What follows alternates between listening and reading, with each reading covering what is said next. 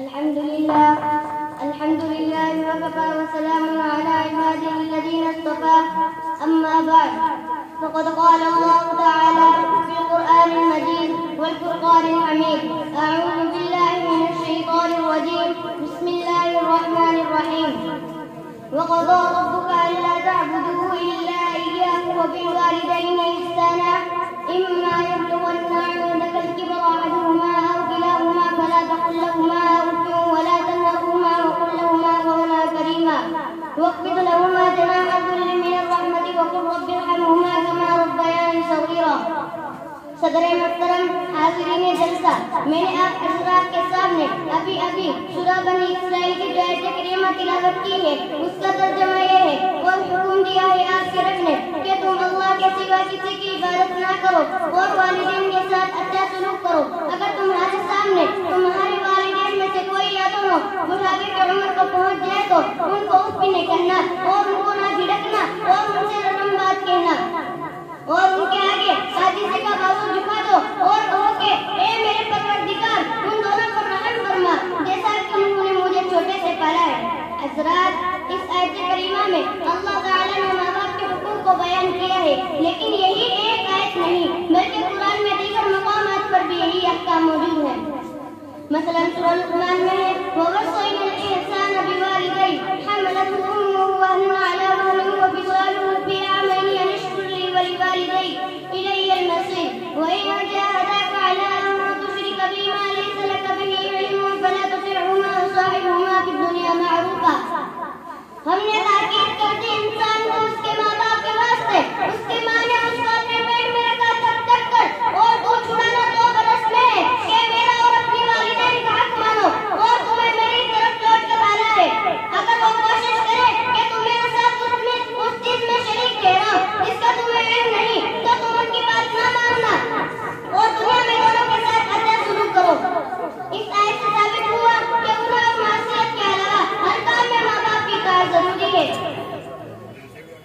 بزرگوں اور دوستوں، والدین کی خدمت گزاری صرف آخرت کے لیے اجر و ثواب کا ذریعہ نہیں بلکہ دنیا میں بھی رحمت الہی کا سبب ہے. بخاری اور مسلم میں ہے کہ ایک مرتبہ حضور صلی اللہ علیہ وسلم نے 3 آدمیوں کا واقعہ بیان کیا. تینوں آدمی کہیں جا رہے تھے، راستے میں بارش ہونے لگی. بارش سے بچنے کے لیے تینوں ایک غار میں چھپ گئے اور ایک پہاڑ کے نیچے واقع تھا. موسلادھار بارش میں پتھر کی ایک باری چٹان اوپر سے پھسل کر غار کے منہ پر گری اور غار کا منہ بند ہو گیا اور وہ تینوں اس میں قید ہو کر رہ گئے. چٹان اتنی بھاری تھی کہ تینوں مل کر بھی اس کو ہٹا نہیں سکتے تھے. بڑی مصیبت کی گھڑی تھی. غار کا منہ اس طرح بند ہو گیا کہ باہر سے کوئی چیز نظر نہیں آتی تھی.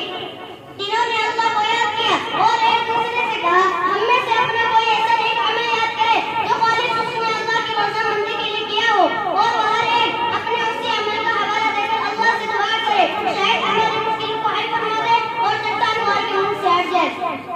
ان میں سے ایک نے کہا: اے اللہ، میرے بوڑھے ماں باپ تھے اور میرے چھوٹے چھوٹے بچے بھی تھے. میں بکریاں چلا کر ان سب کی خبر گیری کرتا. جب شام کو واپس آتا تو دودھ دھو کر سب سے پہلے اپنے والدین کو پلاتا، پھر اپنے بچوں کو. ایک دن میں بکریاں چلاتے ہوئے دور نکل گیا. جب شام کو واپس آیا تو رات ہو چکی تھی. میرے والدین سو چکے تھے.